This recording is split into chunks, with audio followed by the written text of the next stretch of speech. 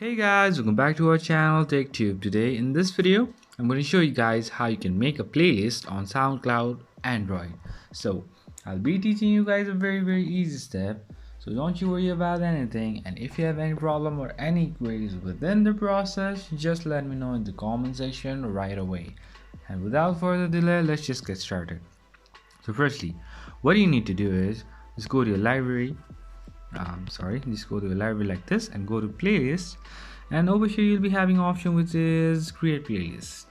Just go over there and then just give a title to your playlist. So let me just go with the racing or anything like that. So if you want to make it public, turn it on. If you don't want to make it public, turn it off.